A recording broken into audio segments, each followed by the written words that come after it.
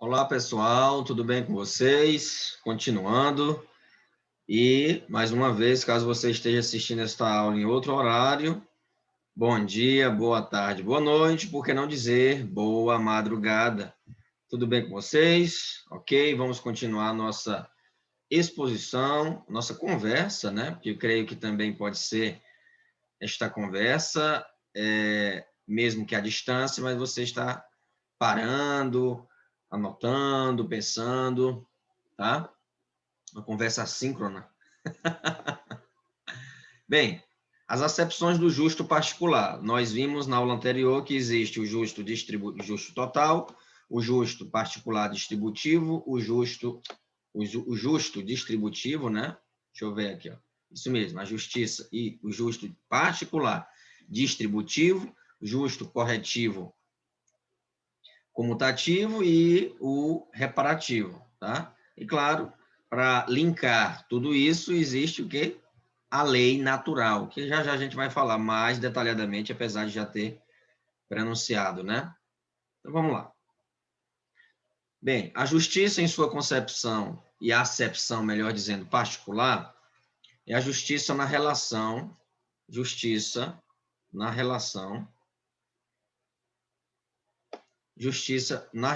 entre particulares. Entre particulares, né? Você, eu, você, sempre entre particulares, né? Nunca em governo, né? Nunca entre governo, numa perspectiva corretiva, por exemplo, né? Corretiva, nunca entre governo e o cidadão, tá? Lembra que nós falamos que a distributiva, que há essa relação de subordinação, governo, comunidade ou indivíduo? A concepção e a acepção universal a justiça envolve o todo, ou seja, a legislação, toda a comunidade por ela protegida. Nos particulares, a justiça particular é particular, universal, universal. E isso vai repercutir no estudo de direito civil, por exemplo. Tá? Então, direito tributário, tá bom? Direito do consumidor. Tudo isso, o velho Aristóteles é o cara.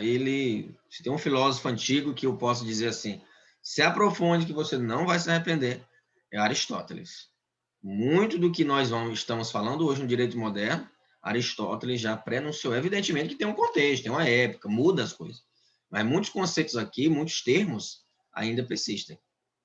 O justo particular admite divisões, certo? Existe o justo distributivo, né? E aí o distributivo existe, por outro lado, o justo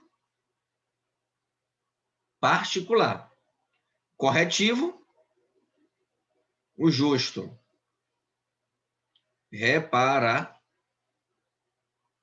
reparativo, tá?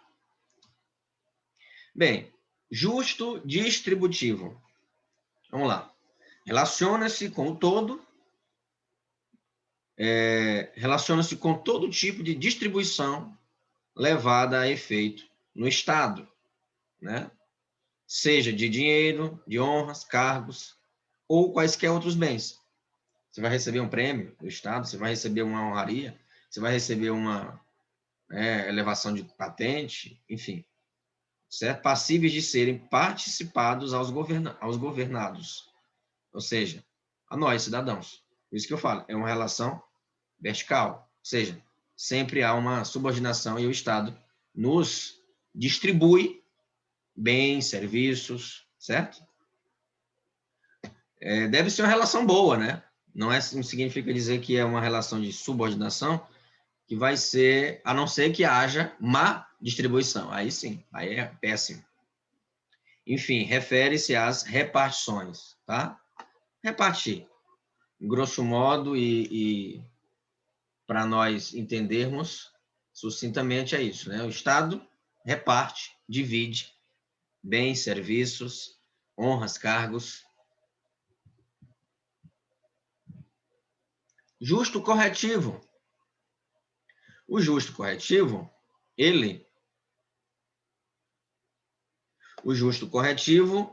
ele vai Justo, particular, corretivo, tá?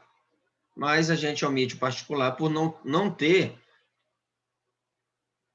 acepções, diferenças no justo total. Lembra? Pois é, não tem subdivisões, vamos dizer assim. Tá?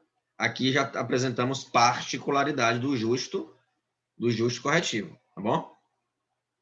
Como vocês podem perceber aqui. Justo particular corretivo, veja bem, consiste no estabelecimento de aplicação de um juízo corretivo e vai implicar corrigir, ou seja, transações entre indivíduos. Transações, gravem bem, entre indivíduos.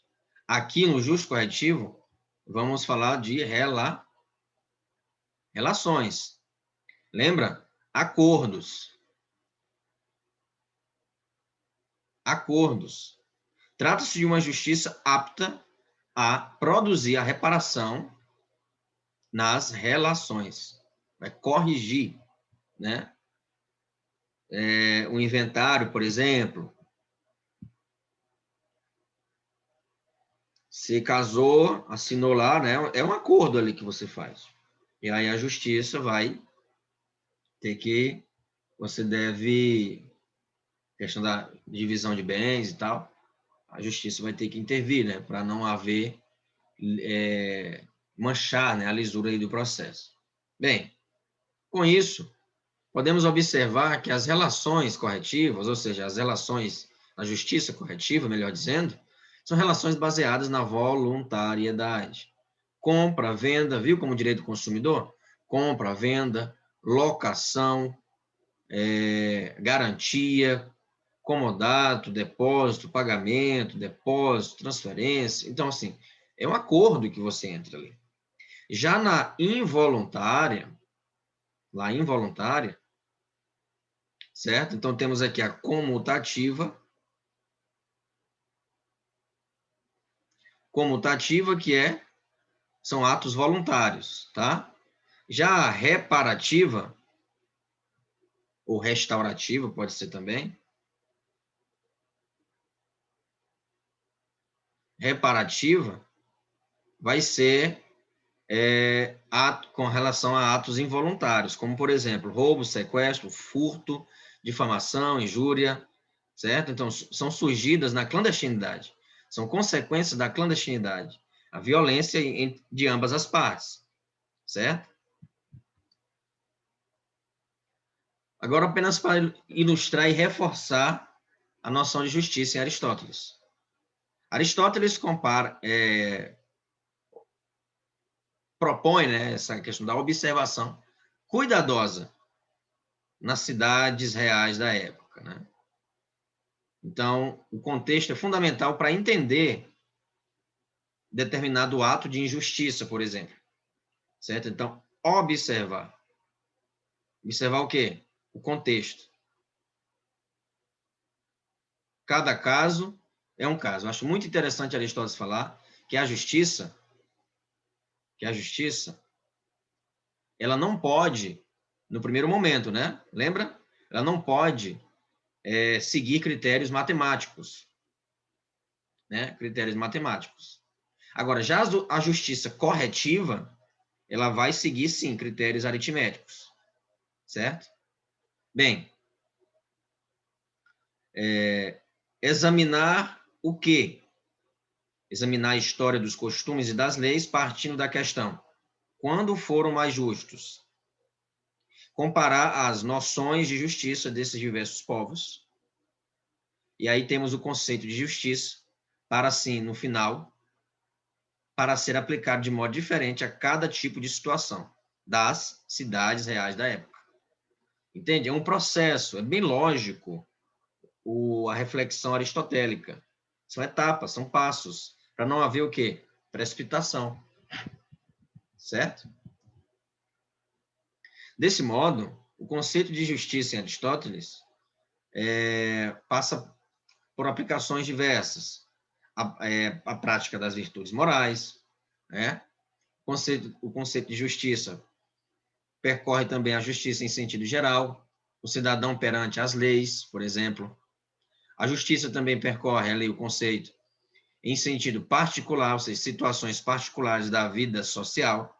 E aí nós temos a justiça distributiva e a justiça corretiva. Tudo está sempre mudando, né? Tudo está sempre mudando. Aquilo que observamos está se desenvolvendo e tomando forma. Ou aquilo que observamos se está se desmanchando e perdendo forma. Lembra que nós falamos do ato e da potência. Sempre somos potência e ato. No momento presente,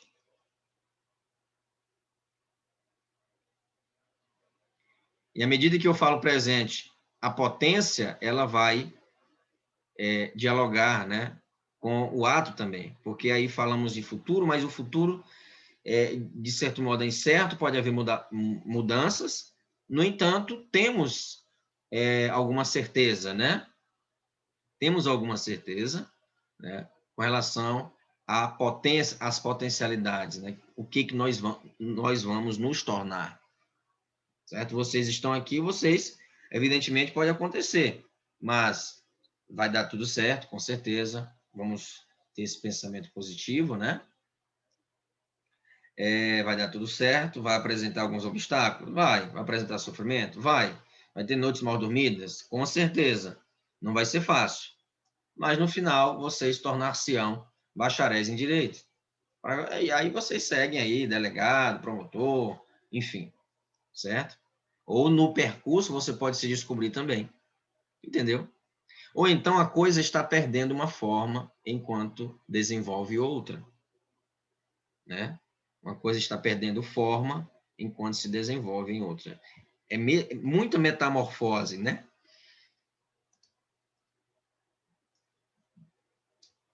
Temos aqui as formas de governo. Quando está em sua melhor forma de governo. E aí vamos lá. Governo de um só. Damos o nome de monarquia. Quando está em sua melhor forma de governo, chama-se monarquia. Principal valor, né? Principal valor, melhor forma e governo para todos. Principal valor, segundo os costumes dos povos que adotam o governo. Honra, glória, grandeza. E agora a versão corrompida. Muito interessante, Aristóteles, né? Versão corrompida. O erro, né? Temos aqui que não para o bem comum, por exemplo, a tirania. É governo também de um só. Temos a tirania. Tá? Principais vícios, melhor dizendo, principais vícios ou imoralidades que desenvolve, né? Então temos aqui vícios: mesquinhez, avareza, crueldade, certo?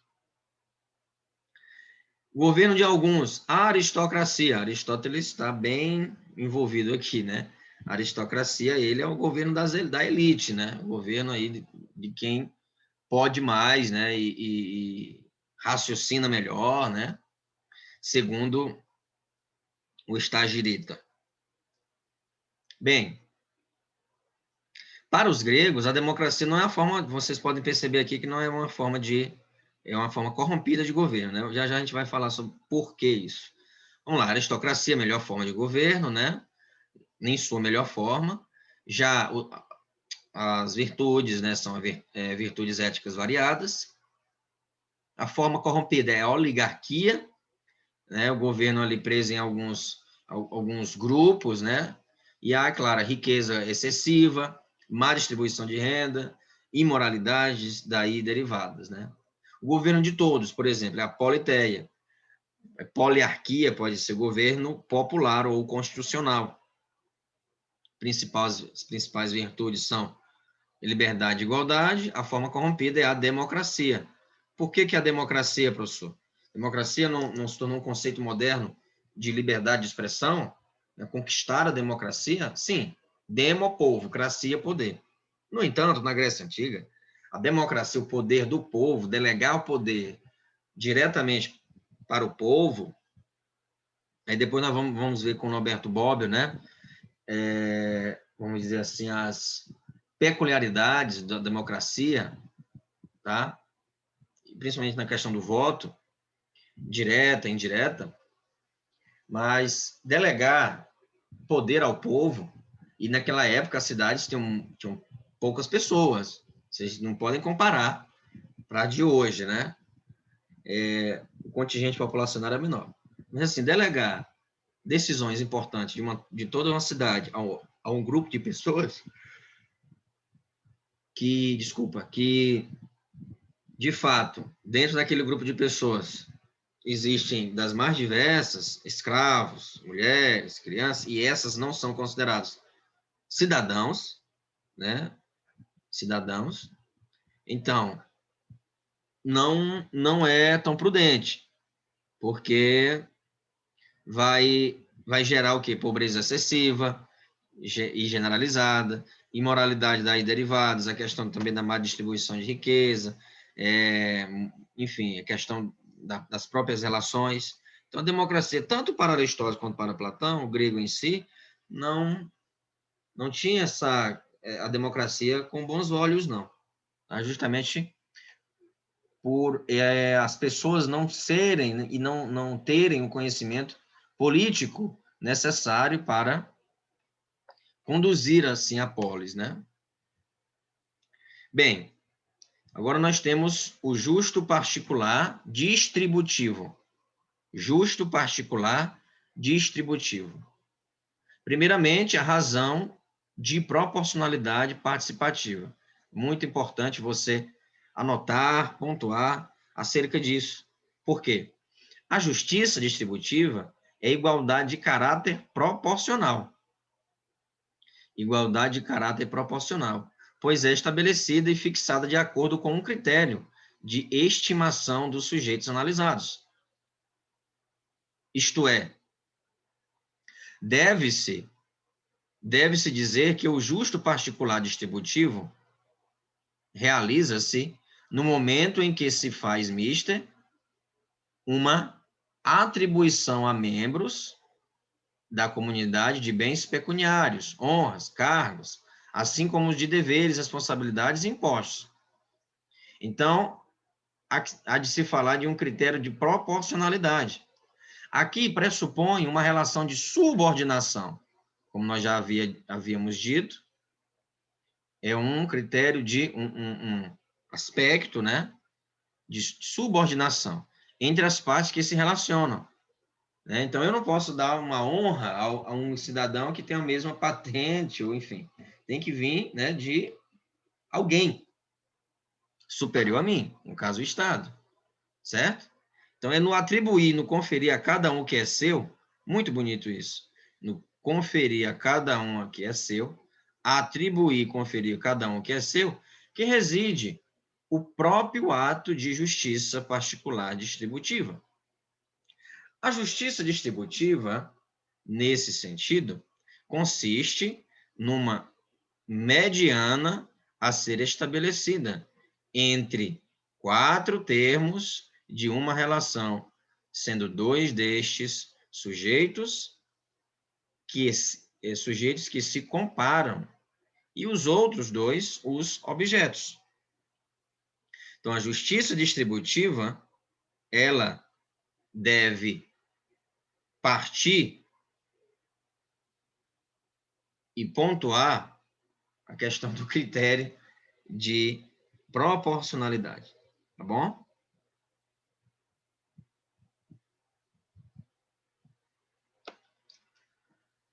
Então, nesse sentido, consiste numa mediania, né, a ser estabelecida entre 4 termos de uma relação. Bem, com isso, partindo aí do critério, né, de estimação, a igualdade na distribuição visa a manutenção de um equilíbrio. E por falar em equilíbrio, não temos que pensar em equilíbrio no sentido de igualdade, de nivelamento. Não é nesse sentido, de nivelamento. Mas sim de equidade. Não é nesse sentido. É no sentido de equidade. Equidade. No sentido, e aí vamos modernizar mais ainda, no sentido de inclusão. certo? Mas Aristóteles também fala já de equidade, né? A equidade difere da igualdade, ou seja, porque a igualdade tem no sentido de nivelamento, dar a cada um que é seu, então pronto, então todo mundo vai ficar igualzinho ali. Não é nesse sentido, porque tem muitas pessoas, vou dar um exemplo aqui, tem um cadeirante, e aí ele vai participar de uma competição, ou até mesmo de uma prova, né, de um determinado concurso, e aí não tem rampa de acesso para ele, não tem a cadeira adequada para que vai caber ali a cadeira de roda dele, as portas são estreitas. Ah, não, mas a prova está aqui, a mesma para todos. Sim, mas o acesso a essa prova tá difícil, né? Ele tem que submeter a humilhação de ficar pedindo as pessoas para ajudá-lo, sendo que ele pode se tornar autônomo em sua locomoção. Então, esse ambiente não é equitativo, certo? A igualdade na distribuição visa a manutenção de um equilíbrio, entende-se por equilíbrio a equidade, pois aos iguais é devida a mesma quantidade de benefício ou cargos, assim como aos desiguais são devidas partes diferentes à medida que são desiguais e que se desigualam. Compreenderam, né? Ou seja, dar a cada um que é seu consiste, de fato, em dar a cada um que é seu, mas ressaltando as desigualdades desses uns, né? Tratar o desigual de maneira desigual. Não é maneira igual de igualdade, não, é desigual. Ah, então eu vou tratar com preconceito. Não é nesse sentido. Eu vou dar àquele cadeirante maior acesso, ele terá maior direito sobre os outros, né? Não no sentido de ser mais importante, entende?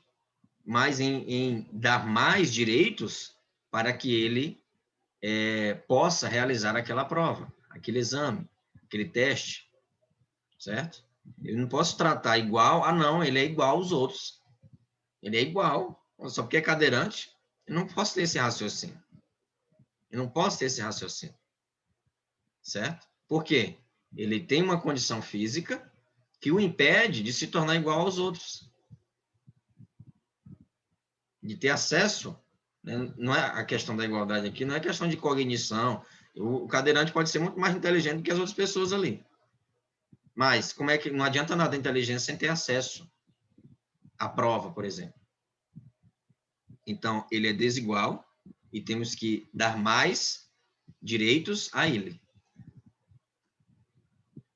Desse modo, Aristóteles, o conceito de justiça, novamente, né? Temos aí a justiça distributiva, a justiça corretiva, e a justiça corretiva se fragmenta, tendo, assim, a comutativa e a reparativa. Bem, a justiça distributiva, para reforçar a ideia, veja bem, olha só, veja a relação de... Primeira característica é essa, né? Subordinação. Aí temos honras, prêmios,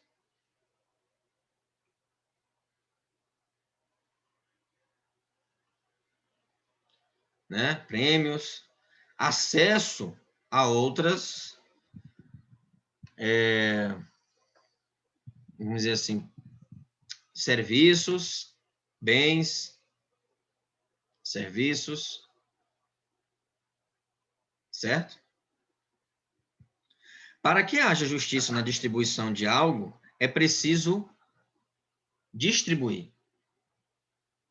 É preciso distribuir. Igualmente entre os que forem iguais e desigualmente entre os que forem desiguais, na medida de suas desigualdades. É muito bonito isso aqui. Isso aqui é a Constituição de 88. Certo? Vocês vão ver os professores reproduzindo justamente isso. Vocês vão estudar direito constitucional e vocês, por favor, guardem isso na mente. Nossa, Aristóteles é tão atual. É isso. Para que a justiça na distribuição de algo, é preciso distribuir igualmente entre os que forem iguais. Atualpe e João são homens, são héteros, brancos, casados, têm um físico normal, cognição normal, ok. Agora, já Maria, ela não tem um braço. Por isso, para que haja justiça na distribuição de algo para Maria, é preciso distribuir desigualmente entre os que forem desiguais, na medida de suas desigualdades. A Maria vai ter que ter ali poxa, ela não tem um braço, né? Não é por causa de trauma, não, nem nada disso, não. Isso aí ela vai resolver com psicólogo, com psiquiatra. Enfim. Mas é a questão de acesso. Vai ter que ter uma cadeira especializada para ela, né? Entende? Ela vai ter que... cota, para que cota? É só um braço, mas uma prova de digitação, ela está sendo prejudicada, ela vai ter que ter mais tempo, entende? Compreendeu a delicadeza aqui do pensamento? Professor, você já vai falar a questão das cotas dos negros e tal? Sim. Eu acho que ainda existe poucas cotas. Deixa eu até abrir a câmera aqui. Falar com vocês aqui, tete a tete, olho no olho. Pessoal, Barack Obama foi presidente. Nossa, mas para ele ter sido presidente, ele, nos Estados Unidos, tem um sistema de cotas que eu acho que dura mais de 30 anos. Então, não tem como Barack Obama ter chegado onde chegou com a segregação dos anos 70 e 80. Se vocês já assistiram filmes como Martin Luther King, né, vocês vão saber o que eu estou falando. Ou então, os olhos que condenam, por exemplo, vocês vão saber o que eu estou falando. Então, há uma segregação, há sim um preconceito, racismo estrutural. Olha o que as Casas Bahia fizeram. As Casas Bahia implantaram um programa de CEO, ou seja, um programa para, vamos dizer assim, acolher jovens, né, passar ali por uma seleção, mas somente jovens negros, para assumir cargos de chefia. Porque a Trajano, né, a dona, estava percebendo que ali tinha mais brancos do que negros.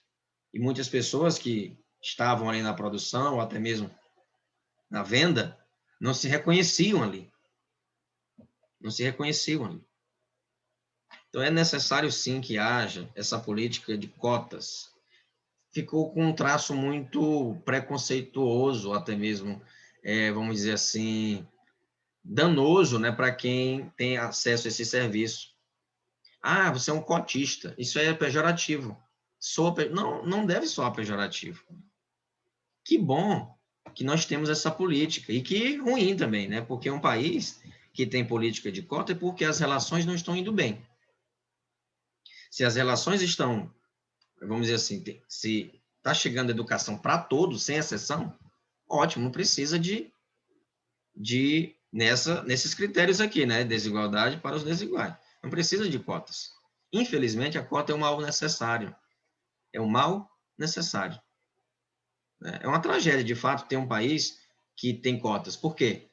Porque constata-se que há racismo. Olha o exemplo dos Estados Unidos. Vamos sair um pouco do nosso umbigo? Olha o exemplo dos Estados Unidos. Né? Então, é um mal necessário, certo? Então, antes de, porque todo mundo é igual, porque todo mundo tem capacidade. Tá bom, então vamos lá. Os negros têm inteligência também, professor. Os negros, né? Como se fosse... o discurso é muito importante. Os negros, né? E ela é negra e está dizendo os negros. Compreende? Como se fosse um ET. Não se pode ter esse tipo de linguagem. Se insulta. Isso é muito agressivo. Bem, mas vamos dar um exemplo. Todo mundo é igual. Tá, realmente. Vamos lá, então. Se todo mundo é igual, vamos fazer esse caso hipotético. Temos dois estudantes.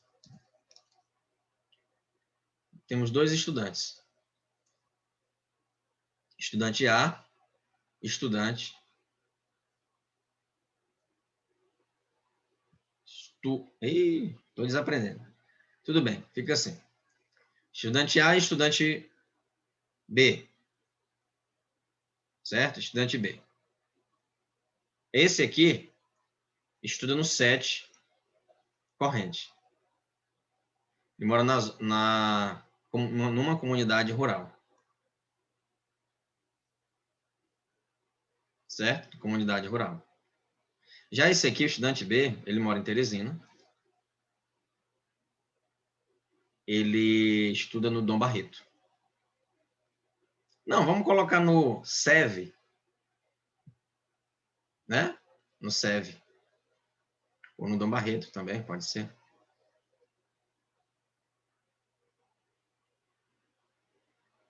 No Dom Barreto. Esse aqui tem tablet, tem internet, tem 1 GB de internet, alimentação boa, acorda cedo, toma café, participa ali das aulas online, tem um professor particular para acompanhá-lo.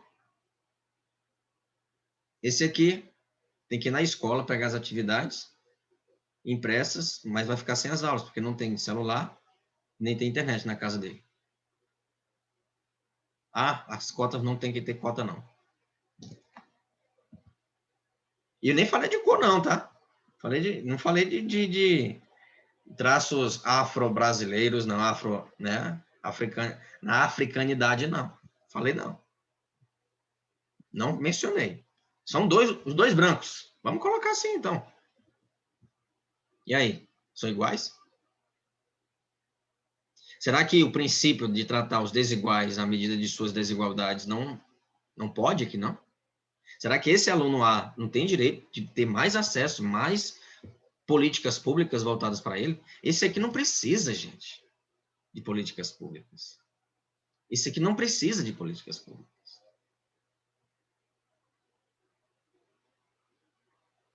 Porque já tem tudo, cara. Já tem tudo. Cuidado, pessoal. Muito cuidado. Porque eu estou dizendo isso porque entra ano e sai ano, as pessoas insistem nesse discurso de meritocracia. Esse discurso é burro. É burro no Brasil. Há mérito. Não tem mérito. Mérito? Como é que esse estudante vai ter mérito? Qual o mérito desse estudante aqui? Qual é? Ele que lute, né? Então, esse aqui, não. Ok, esse aqui realmente pode falar de mérito com ele. E de pessoas que são iguais a ele, né? Ou seja, tem também Teresina, Dom Barreto, tem condição financeira. Esse aqui não tem condição financeira. Como é que vai participar de uma seleção do Enem, uma prova que é exaustiva?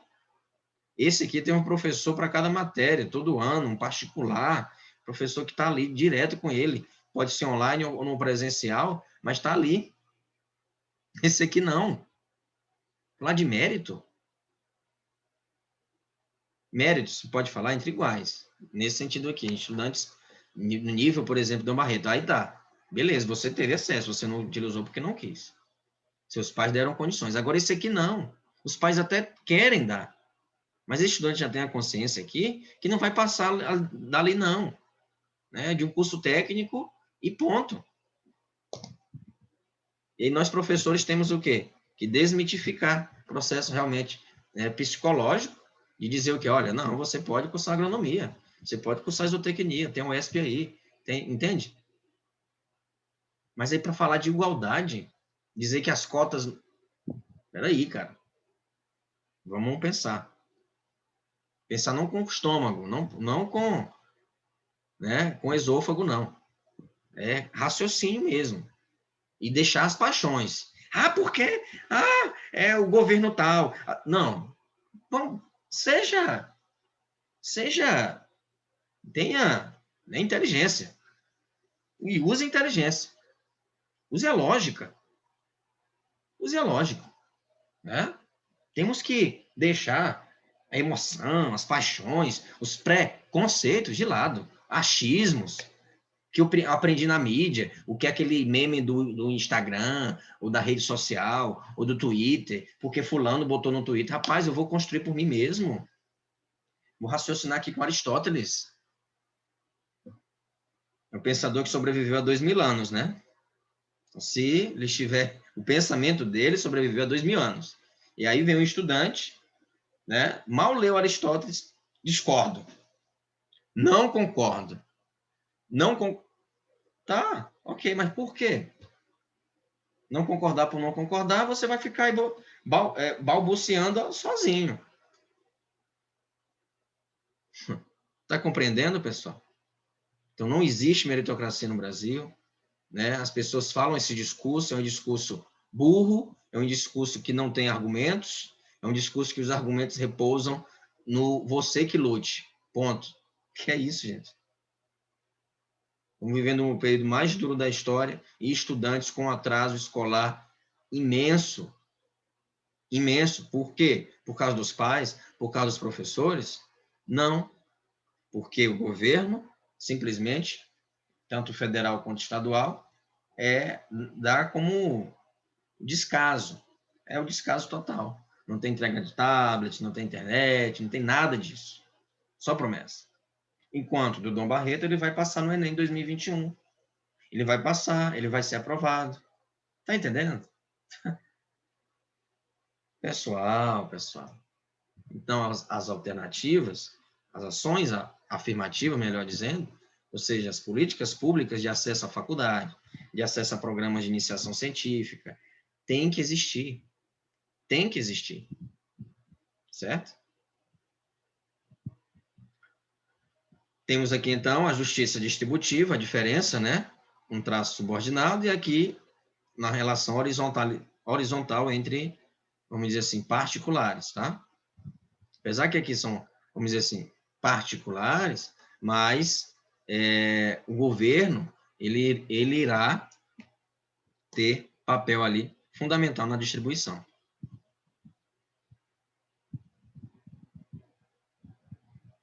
O justo particular corretivo, ele baseia-se exclusivamente no critério rigorosamente objetivo. Rigorosamente objetivo. Enquanto a distributiva não pode ser matematizada, porque tem pessoas que vão ter mais acesso, né? Vão ter que ter mais condições, melhor dizendo, né? Mais condições de acesso. Tratar os desiguais na medida de suas desigualdades. Entendeu? Então, aqui não pode matematizar, não pode nivelar. Agora, já na... então vou dar, vamos dizer assim, vamos colocar em termos financeiros, né? R$100 para todo mundo. Sim, mas aquela família tem mais gente. Ah, mas eu dei R$100 para todo mundo. Tá entendendo? Só uma suposição aqui para nós entendermos. Ou então, novamente, um acesso aí à prova, a mesma prova para todos. Sim, mas aquela pessoa ali é cadeirante. Eu não posso matematizar. Ah, não. A prova está aí. Não é assim. Já a corretiva, não. A corretiva vai ser criteriosamente matemática, né? Ou seja, objetiva. De restabelecimento do equilíbrio rompido entre os particulares. A igualdade aritmética. No entanto, temos que analisar lembra? O contexto, tá? Destina-se a ser aplicada em todo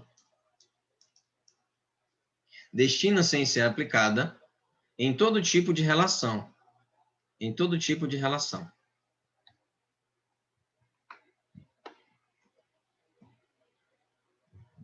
Destina-se a ser aplicada em todo tipo de relação, a ser estabelecida entre indivíduos. Relação entre indivíduos, não é mais subordinada. Que se encontrem em uma situação de coordenação e não de subordinação. Coordenação e não de subordinação, como ocorre com o justo distributivo, certo? Subordinação é o justo distributivo. Ou seja, entre iguais, como particulares e entre particulares, agindo como indivíduos em paridade de direitos e obrigações em face da legislação. Em face da legislação. Não se tem presente aqui qualquer espécie de relatividade, pois não se tem em conta os méritos, as qualificações, as distinções, as igualdades ou desigualdades que possam existir entre as pessoas. É uma justiça que ele irá corrigir, né? Houve perdas e houve ganhos, certo? Então, vamos pontuar isso, tá?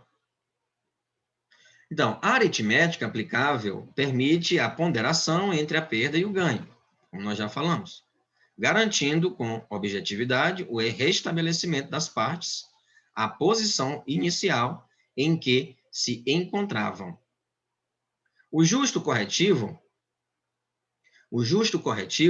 se exerce por meio do retorno, das partes aos status quo ante. Isso é o justo corretivo. Status quo é o status ali, né, que não muda, né, em conformidade. Tem-se uma perfeita equidistância das partes relativamente ao centro, onde se situa o justo meio. Quando se atribui ou se deixa de atribuir algo a alguém, sendo que a igualdade aritmética entre ambas é o intermediário, o justo meio, há igualdade novamente. Ou seja, e aí, resumidamente, entre o mais e o menos, entre o ganho e a perda, o justo, né? Nem para lá e nem para cá, né? Aristóteles diz o seguinte: de fato, nos casos deste tipo, se fala, ou seja, em questão de perdas e ganhos, se fala simplesmente, mesmo se para alguns o nome não é próprio, do ganho para quem, por exemplo, feriu e perda para quem foi ferido. Desse modo, perfazê-lo consiste exatamente em não tomar além do que lhe pertence, ou não causar a ninguém qualquer dano, dado que os reflexos podem ser de caráter penal ou civil, né? É dar a cada um o que é seu. Perdeu? Proporcionalmente ao critério da proporcionalidade, tá? Não posso exorbitar também, né? Exemplo,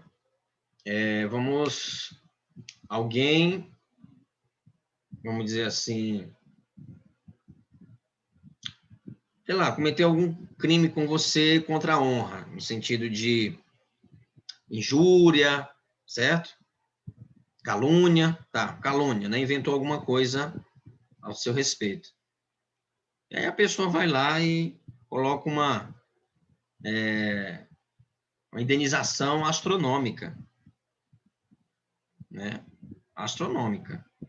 Há uma incompatibilidade com o constrangimento e com a indenização. Sei lá, disse que você,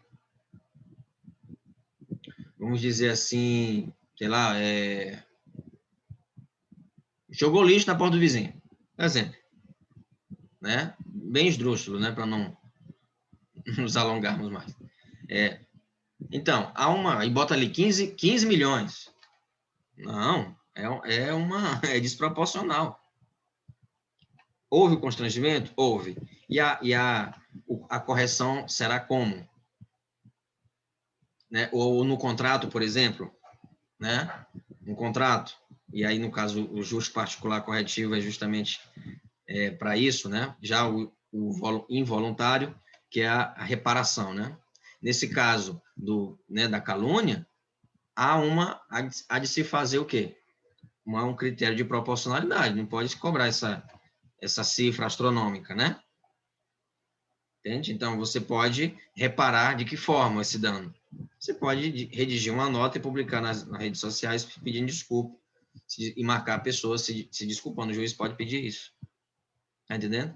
Já o particular corretivo, justo particular corretivo, é em relações contratuais. Por exemplo, o inventário, uma filha, o juiz percebe ali que uma filha ganha menos que todo mundo ali.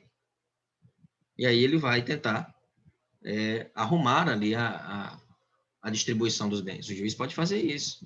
Cara, está sendo injusto com você. Você vai receber menos aqui a você. Então, ele pode sim dizer, olha, não, vamos reparar. Nesse caso, vamos corrigir, né? Melhor dizendo. Vamos corrigir, para não haver confusão. Vamos corrigir aqui essa desproporcionalidade, essa distribuição, tá? Mas aí é entre particulares, lembrando que não, o Estado não está no meio, não, tá? Bem, pode-se acompanhar de perto o texto de Aristóteles. Diz o seguinte: o igual é um meio entre o mais e o menos, segundo a proporção aritmética. Por isso é chamado justo, porque é divisão em duas partes iguais, como se dissesse dividido em duas partes, e o juiz fosse um divisor em duas partes, tá? Então, por isso, é chamado justo, porque é divisão em duas partes iguais. Como se dissesse, se dissesse dividido em duas partes, e o juiz fosse um divisor em duas partes, certo? Então, não pode haver um lado ganhando mais que o outro, tá? Então, é uma bipartição conceitual. Bipartição conceitual. Em dizer que o justo voluntário, aliás, que os atos voluntários, os justos, equivale ao justo comutativo.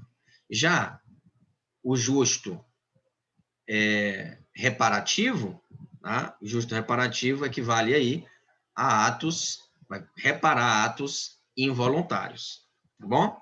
Então, daqui a pouco, nós vamos retornar com a continuação deste slide, desta apresentação, dessa exposição, dessa conversa, desta reflexão aristotélica. Tá bom? Coragem, até a próxima.